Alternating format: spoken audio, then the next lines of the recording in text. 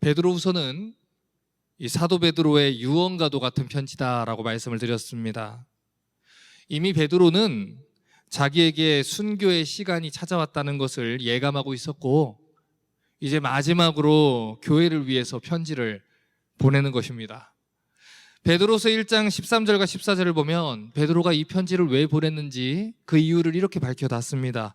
내가 이 장막에 있을 동안에 너희를 일깨워 생각하게 함이 옳은 줄로 여기노니 이는 우리 주 예수 그리스도께서 내게 지시하신 것 같이 나도 이 장막을 벗어날 것이 임박할 줄을 알미라. 베드로는 자기가 이 편지를 기록한 목적이 성도들을 깨우고 그리고 성도들이 생각하게 하기 위함이다라고 얘기를 합니다. 도대체 베드로는 성도들이 무엇을 생각하게 하려는 걸까요? 그리고 무엇을 위해서 성도들을 깨우려고 이 편지를 썼을까요? 오늘 우리가 읽은 이 베드로후서 3장 1절과 2절은 이렇게 말을 합니다. 사랑하는 자들아, 내가 이 둘째 편지를 너희에게 쓰노니 이 둘로 너희 진실한 마음을 일깨워 생각하게 하여 곧 거룩한 선지자의 예언한 말씀과 주 대신 구주께서 너희 사도들로 말미암아 명하신 것을 기억하게 하려 하노라. 자, 지금 이 구절에서 사용된 이 세 가지 동사 형태에 여러분 주목해 보셔야 돼요. 첫 번째로 베드로는 이 자기의 편지를 통해서 성도들이 깨어나기를 원했습니다. 두 번째는 그들이 생각하기를 원했어요. 세 번째는 그들이 기억해낼 수 있기를 바랬습니다. 그냥 세상의 풍조에 묻혀서 그냥 그런 대로 사는 게 아니고 광풍과도 같이 휘몰아치는 세상의 그런 거짓 교리에 휩쓸려서 밀려가는 게 아니라 성경이 말하는 게 무엇이냐, 우리가 믿고 있는 바가 무엇이냐, 올바르게 생각하고 판단하고 기억해내서 제발 깨어나 주기를 바랬던 것입니다. 자, 그러면 이 말을 뒤집어서 생각을 하면 그 당시 성도들의 영적인 상태가 어떻다는 것이죠? 잠들어 있었다는 겁니다. 그 당시 초대교회의 성도들이 영적으로 잠들어 있었다는 것이죠. 그들은 극심한 박해 때문에 지쳐 있었고요, 밤낮으로 거짓 교리를 들고 와서 그들을 속이는 이 거짓 교사들한테 속고 있었습니다. 그런 중에 자기들이 배웠던 이 보배로운 말씀을 잊어버리게 되고 이 진리의 말씀을 차마 생각하지도 못하는 그런 영적인 상태에 놓이게 된 것이죠. 그래서 베드로는 영적으로 잠들어버린 이 초대교회 성도들을 깨우기 위해서, 그리고 올바른 복음으로 그들의 영혼을 세우기 위해서 이 두 가지 편지를 썼던 것입니다. 먼저 이 베드로전서를 통해서는 이 고난 중에 있었던 성도들을 격려했죠. 이 땅의 삶이 끝이 아니다.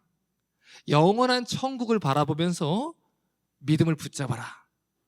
또 이 베드로후서를 통해서는 이 거짓 교사들에 의해 속고 있었던 성도들을 바로 주려고 했습니다. 그 일을 위해 성경이 말하는 복음을 전했고 성도들을 계속해서 깨우려고 했던 것이죠.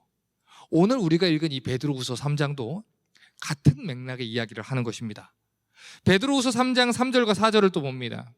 먼저 이것을 알지니, 성경에서 먼저 이런 말을 할 때는 첫 번째, 두 번째, 세 번째 이런 의미의 먼저도 되지만 제일 중요한 것은 이런 의미입니다. 이것을 알지니 말세에 기롱하는 자들이 와서 자기 정욕을 쫓아 행하며 기롱하여 가로되 주의 강림하신다는 약속이 어디 있느냐? 조상들이 잔후로부터 만물이 처음 창조할 때와 같이 그냥 있다. 지금 이 구절에서 기롱한다라는 단어가 좀 어색할 겁니다. 이 단어는 이 헬라어로 엠파이그모네라는 단어를 써요. 이 단어는 언제 사용하냐면 굉장히 누군가를 우습게 여기고 비웃고 조롱하는 것을 말합니다. 이 거짓 교사들은 성경의 권위를 믿지 않아요. 그래서 그들은 성경을 비평하고 성경의 진실 여부를 막 깎아내립니다. 그들은 성경이 심지어 인간의 작품이다라고 얘기를 해요. 오류가 있는 말일 뿐이다라고 조롱을 해요. 그리고 성경에 부어진 하나님의 권위를 비웃죠. 그렇기 때문에 그들은 성경대로 믿는 성도들을 비웃는 거예요.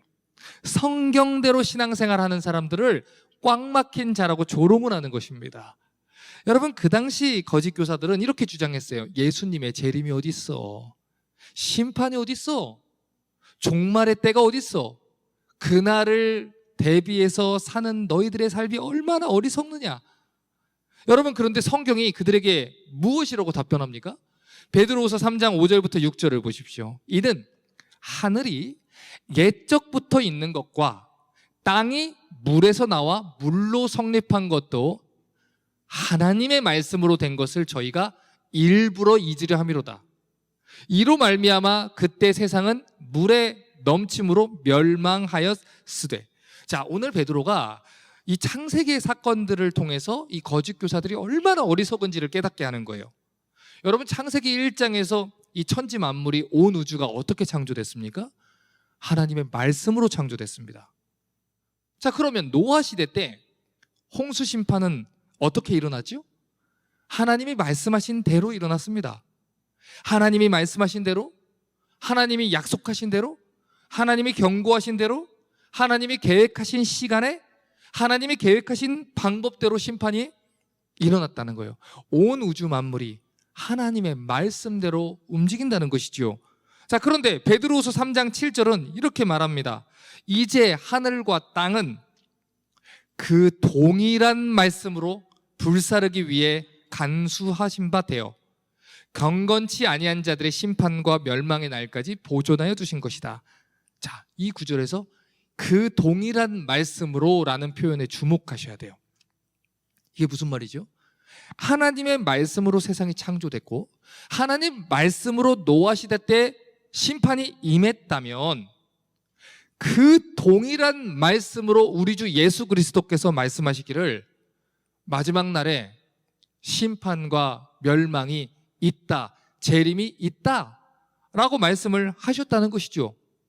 하나님 말씀대로 세상이 창조됐고 하나님 말씀대로 노아 시대 때 홍수가 있었고 하나님 말씀대로 메시아가 오셨고 하나님 말씀대로 죽으시고 부활하셨고 하나님 말씀대로 다시 오실 거라는 거예요. 이것은 동일한 하나님의 말씀이고 이미 인간의 역사 속에 성취된 하나님의 말씀과 동일한 말씀이라는 것입니다. 그러므로 이 거짓 교사들의 말에 속지 말라는 거예요. 성경이 마지막 날에 대해서, 그 심판에 대해서 무엇이라고 말하고 있는지 기억하고 생각하고 깨어나라는 것입니다. 베드로후서 1장 12절과 13절을 다시 보겠습니다. 이러므로 너희가 이것을 알고 이미 있는 진리에 섰으나 내가 항상 너희로 무엇하게 하려 하노라? 생각하게 하려 하노라. 항상 내가 이 장막에 있을 동안에 너희를 일깨워 무엇하게 한다? 생각하게 함이 옳은 줄로 여기더니. 베드로후서 1장 15절도 봅니다. 내가 힘써 너희로 하여금 나의 떠난 후에라도 필요한 때는 이런 것을 무엇하게 하려 하노라? 생각하게 하려 하노라. 이 죽음을 앞둔 베드로가 마지막 사명처럼 생각했던 것은 성도들로 하여금 이 진리의 말씀을 생각하게 하는 것입니다. 성경이 무엇이라 말하느냐? 하나님이 뭐라고 했느냐? 그 당시 초대교회 안에 있었던 이 수많은 거짓 교사들의 말에 귀를 기울이는 게 아니라 내가 좋아하는 사역자들의 말에 편견을 가지고 귀를 기울이고 빠져 있는 것이 아니라 성경이 뭐라고 하느냐? 오직 성경에 귀를 기울이고 이 진리의 말씀을 생각하고 분별을 해라. 이것을 간절하게 바랐던 거예요. 베드로후서 3장 2절도 또 봅니다. 곧 거룩한 선지자의 예언한 말씀과, 자, 지금 이것이 무엇입니까? 구약 성경을 말하는 것이죠. 주 대신 구주께서 너희의 사도들로 말미암아 명하신 것을 기억하게 하려노라. 자, 주 대신 구주께서 사도들로 말미암는다 말씀하신 것, 그거는 신약 성경을 얘기하는 거예요. 그러니까 지금 선지자의 예언한 말씀, 사도들로 말미암아 명령하신 것, 이것은 구약 성경과 신약 성경을 말합니다. 그러니 베드로는 성경을 기억해라, 성경을 바라봐라, 성경을 생각해라, 성경이 말하는 진리 아래에 머물러야 된다, 이렇게 말했어요. 에베소서 2장 20절을 보면 교회가 무엇인지, 구원받은 성도가 어떤 존재인지 이렇게 말합니다. 너희는 사도들과 선지자들의 터 위에 세우심을 입은 자다. 그리스도 예수께서 친히 모퉁이 돌이 되셨다. 무슨 말이에요? 교회는 한 사람의 철학이나 한 사람의 기조에 의해서 설립되는 게 아니라는 거예요. 사도들, 신약교회와 선지자들, 구약교회의 이 성경의 진리 위에 세워지는 것, 그게 교회라는 것입니다. 교회라는 간판을 붙인다고 해서 교회가 아니고, 커다랗고 멋진 건물을 짓고 십자가를 건다 해서 교회가 아니고, 사도들과 선지자들이 말하는 성경의 전통과 권위 위에 서 있는 교회만이 교회라는 거예요. 그러므로 성도들의 신앙은 성경을 떠나서는 안 된다. 항상 성경이 말하는 걸 생각해야 된다. 성경이 말하는 걸 분별해야 된다. 성경대로 믿는 신앙을 가져야 된다. 이것이죠. 여러분, 그런데 왜 거짓 교사들은 이 성경이 분명히 말하고 있는 이 심판에 대해서 조롱하는 것일까요? 그 이유를 이 베드로서 3장 3절이 말하고 있습니다. 먼저 이것을 알지니 말세에 기롱하는 자들이 와서 자기의 정욕을 쫓아 기롱한다. 이 거짓 교사들이 마지막 심판을 믿지 않는 이유는 자기 정욕 때문이라는 거예요. 그들이 자기가 하고 싶은 대로 자기 탐욕과 음욕과 정욕을 따라서 살기 때문이라는 거예요. 쉽게 말하면 마지막 심판이 만약에 정말 있게 되면, 이 성경이 정말 사실이게 되면, 예수님이 정말 성경대로 오시게 되면, 그분이 말하는 대로 이 성경의 진리가 맞다면, 100% 맞다면, 그러면 자기들이 누리고 있는 이 정욕과 죄악들을 회개하고 포기해야 하기 때문이에요. 그래서 그들은 재림도 없고 심판도 없고 마치 하나님의 이 진리의 말씀이 거짓인 양 일부러 하나님의 말씀을 잊어버리고 산다는 것입니다. 왜요? 회개를 하자니 지금 누리고 있는 즐거움을 포기하기가 싫어요. 그렇다고 마지막 심판이 있자고 하다니 자기들에게 닥칠 심판이 무서워요. 그래서 심판은 없다고 자기는 속이고 다른 사람들도 속이고 헛된 평안을 찾으며 사는 겁니다. 하지만 성경은 분명하게 말해요. 베드로후서 3장 4절과 5절을 다시 봅니다. 가로되 주의 강림하신다는 약속이 어디 있느냐? 조상들이 잔으로부터 만물이 처음 창조할 때 같이 그냥 있다 하니, 이는 하늘이 옛적부터 있는 것과 땅이 물에서 나와 물로 성립한 것도 하나님의 말씀으로 된 것을 저희가 일부러 고의적으로 의도적으로 잊으려 함이로다. 여러분, 사실 그들은 이 모든 세상이 저절로 생길 수 없다는 걸 알고 있습니다. 우연히 이 세상이 만들어졌다고 이야기하기보다는 창조주 하나님이 지으셨다고 하는 게 훨씬 더 합당한 대답이라는 것을 사실 알고 있어요. 그러다 그들 스스로를 자꾸 속이며 일부러 그 사실을 잊으려 한다는 거예요. 왜냐하면 이 성경이 말하는 대로 창조주가 존재한다면 성경이 말하는 대로 심판주도 존재한다는 거거든요.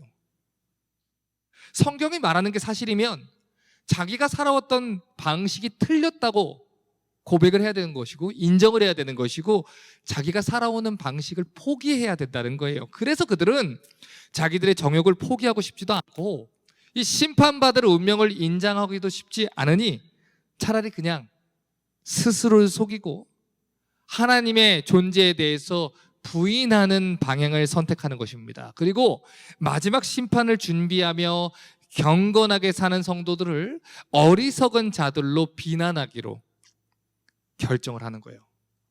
로마서 1장 18절부터 20절은 이렇게 말합니다. 하나님의 진노가 불의로 진리를 막는 사람들의 모든 경건치 않음과 불의에 대해 하늘로부터 쫓아 나타나나니 이는 하나님을 알만한 것이 저희 속에 보임이라. 하나님께서 이를 저희에게 보이셨느니라. 하나님이 이미 창조주 하나님에 대한 인식을 보이셨다라고 얘기를 합니다. 이미 그들에게 하나님의 흔적을 보여주셨다는 거예요. 창세로부터 그의 보이지 아니하는 것들, 그의 영원하신 능력과 신성이 만드신 만물에 분명히 보여 알게 되나니 그러므로 저희가 핑계치 못할지니라. 그들은 하나님이 지으신 천지 만물을 보면서 하나님의 존재에 대해서 어렴풋이 인식을 하고 있습니다. 하지만 그럼에도 불구하고 그들은 일부러 고의적으로 하나님을 부인하기로 작정한 거예요. 하나님을 부인하는 죄를 짓기로 결정을 한 거죠. 왜냐하면 자기의 정욕과 탐욕을 누리고 살고 싶어서 그래요. 그래서 그들은 하나님과 경건하게 하나님을 따르는 사람들을 조롱하는 것입니다.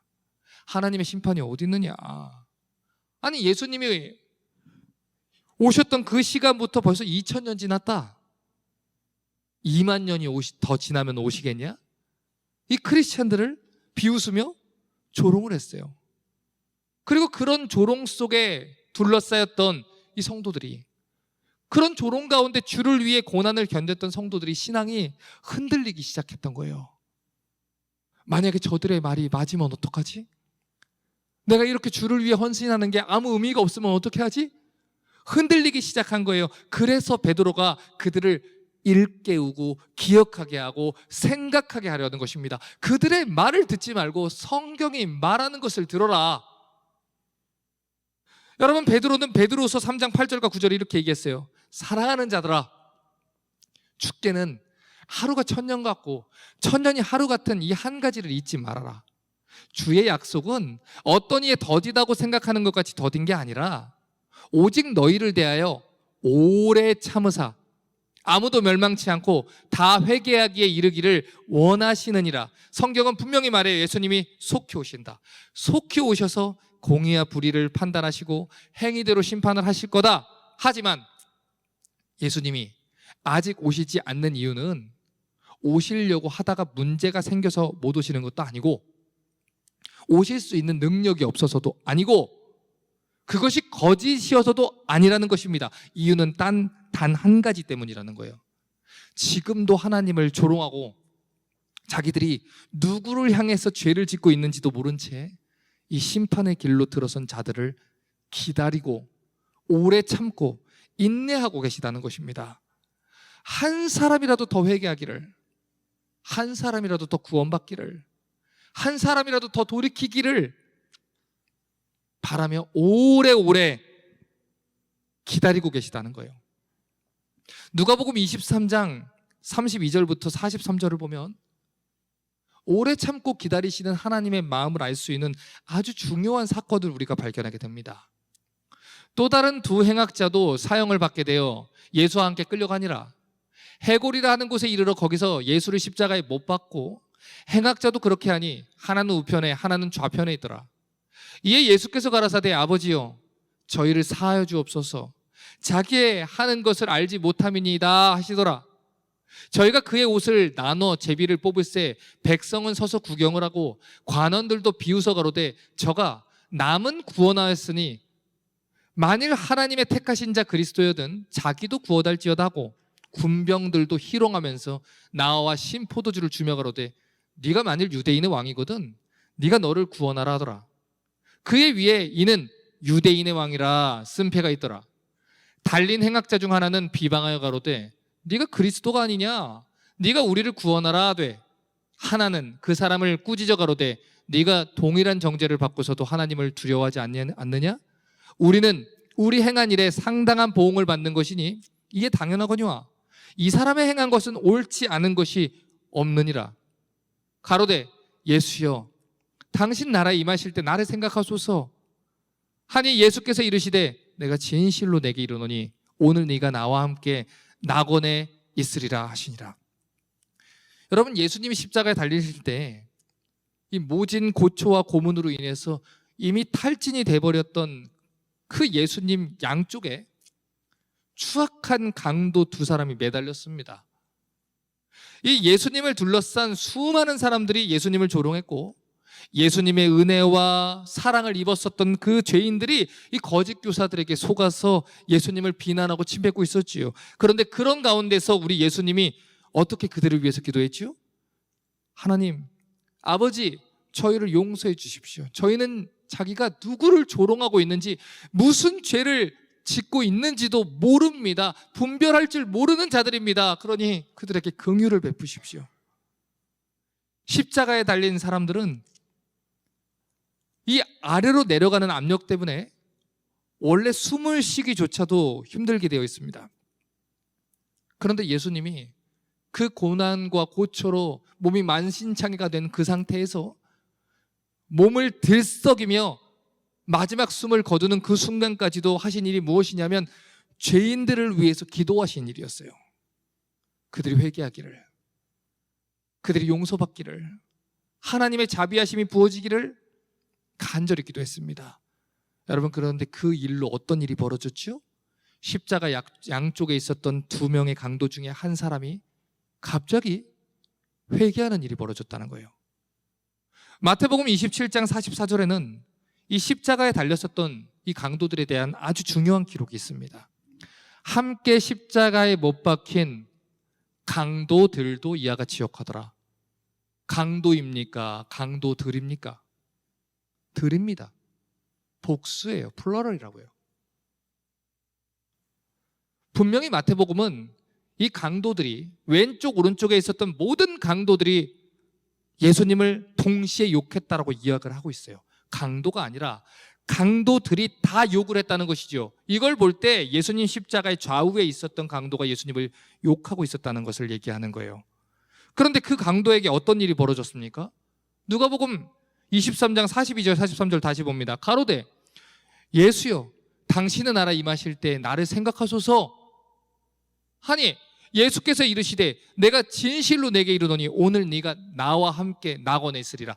오늘 내가 나와 함께 낙원에 있으리라. 여러분, 누구도 이 강도에게 무슨 일이 벌어졌는지를 설명할 수가 없었어요. 도대체 무슨 일이 벌어졌는지. 방금 전까지만 해도 예수님을 함께 조롱하고 욕하던 사람이 예수님이 그들을 위해서 기도하고 그 짧은 이 단발마의 순간에 갑자기 태도를 바꿔 예수님을 변호하고 회개하고 영원한 천국을 사모하게 되는 은혜를 입었다는 것입니다. 이 모든 일이 어떻게 일어났습니까?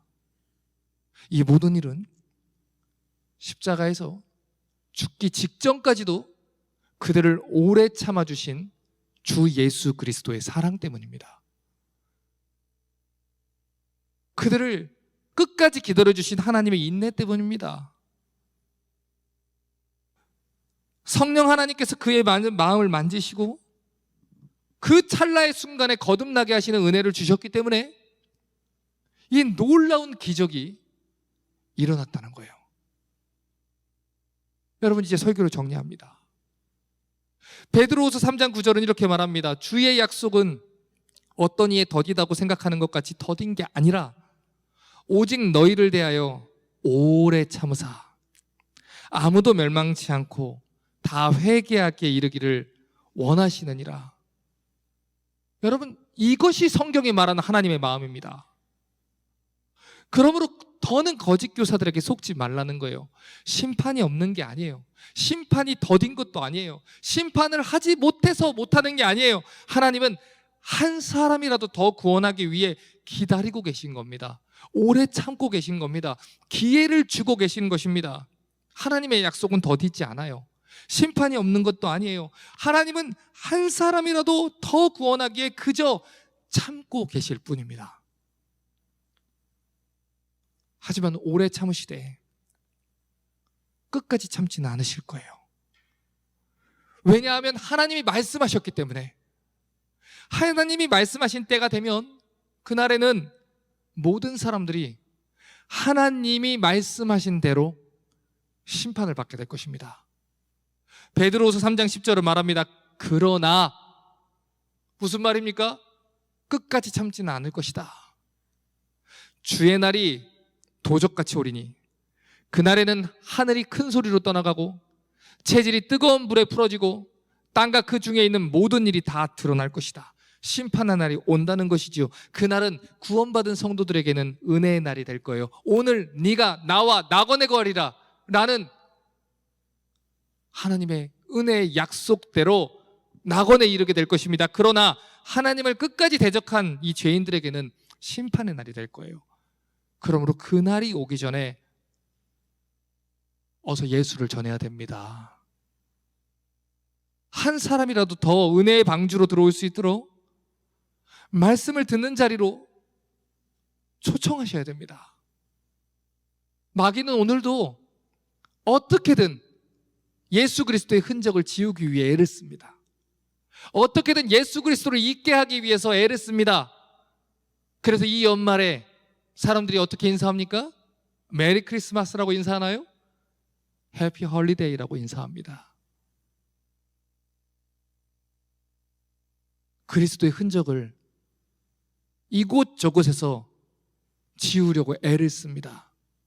그리고 그런 풍조에 맞춘 교회들이 성경을 가르치지 않고 사람들을 기쁘게 하기 위해 애를 쓴 통에 많은 성도들이 성경을 기억하지 못하고 성경을 생각하지도 못하고 성경에 그런 말이 있었어요? 라는 말을 연신 내뱉으며 성경이 말하는 신앙에서 떠나게 되는 거예요. 여러분, 우리 주님 곧 다시 오십니다. 그날이 도적같이 온다 그랬어요. 예상하지 못했던 시간에 예상하지 못한 곳에서 주님이 오실 것입니다. 그러므로 성경은 우리에게 계속해서 얘기하는 거예요. 복음을 전해라. 예수를 전해라. 그들을 위해서 기도하라. 여러분, 그 일보다 시급한 일은 없습니다. 그 일보다 총각을 다투는 일은 없어요. 고린도후서 6장 1절과 2절은 말합니다. 우리가 하나님과 함께 일하는 자로서 너희를 권하노니 하나님의 은혜를 헛되이 받지 말라. 가라사대 내가 은혜 베풀 때에 너를 듣고 구원의 날에 너를 도왔다 하셨으니 보라, 지금은 은혜 받을 만한 때요. 보라, 지금은 구원의 날이로다. 여러분, 지금은 은혜 받을 만한 때입니다. 아직 하나님 말씀이 전파될 때, 아직 하나님의 말씀을 전해주는 사람들이 있을 때 어서 회개하고 돌이킬 수 있기를 바랍니다. 제가 내년 계획을 세우면서 우리 수요일에 또 토요일에 어른 성경학교, 어른 교리학교 스케줄들을 정하는 가운데 이 설교를 준비했습니다. 여러분, 우리가 어른 성경학교에서 요한계시록까지 다 배울 때까지 주님이 안 오신다는 보장이 어디 있습니까? 오늘 못 들으면 다음에 들으면 되지가 어디 있습니까? 지금은 은혜 받을 만한 때입니다. 구원의 날입니다. 목사님 맨날 하시는 건데 이번에 못 들으면 다음에 들으면 되지가 아닙니다. 여러분, 기록된 말씀을 기억하고 떠올리고 생각하기 위해서는 성경이 무슨 말을 하는지를 알아야 됩니다. 알아야 전합니다. 알아야 가르칩니다. 여러분, 누가 알겠습니까? 삶의 마지막 순간에 예수님을 영접하고 회개했던 그 십자가 강도처럼 우리와 우리의 가족들이 삶의 마지막 순간에 우리가 전하는 복음을 듣고 회개하고 주님을 영접할지 누가 알겠습니까? 목사님 1000번을 전했어요. 10년을 전했어요. 사람 안 바뀌어요. 네, 사람 잘 안 바뀝니다. 십자가의 강도도 그랬지요. 평생을 그렇게 저주스러운 삶을 살았지요. 그러나 그는 구원받았습니다. 주 예수 그리스도의 은혜가 그에게 부어질 때 그는 구원받는 것입니다. 여호와께 능치 못할 일이 있겠느냐? 여호와께 능치 못할 일이 있겠느냐? 포기하지 마십시오. 끝까지 포기하지 마십시오. 절대로 포기하지 마십시오. 하나님이 여러분을 오래 참으시는 것처럼, 하나님이 그들을 오래 인내하시는 것처럼 여러분도 그들을 오래 참으십시오. 끝까지 인내하며 복음을 전하셔야 됩니다. 이번 주에 안다면 다음 주에 또 하는 겁니다. 오늘 안 되면 내일 또 하는 겁니다. 아침에 안 됐으면 저녁에 또 하는 것입니다. 그 일을 위해서 여러분의 인생을 거십시오. 여러분이 가장 사랑하는 여러분의 가족들, 여러분의 부모, 여러분의 자녀, 그들이 구원받는 것보다 중요한 일이 있습니까? 그들이 심판의 불에서 건짐받는 것보다 여러분 삶에 중요한 것이 있습니까? 지금 우리는 70대, 80대의 은퇴를 걱정할 나이가 아닙니다. 그것이 가장 중요한 게 아닙니다. 내 사랑하는 사람들이 심판대에서 멸망받을 것을 염려하셔야 됩니다. 그 누구보다 우리 가족을 구원하기를 원하는 하나님이 그들의 영혼을 불쌍히 여기시고 구원해 주시기를, 그래서 온 가족이 이 자리에 나와서 하나님 섬기는 가정이 될 수 있기를 주님의 이름으로 축복합니다.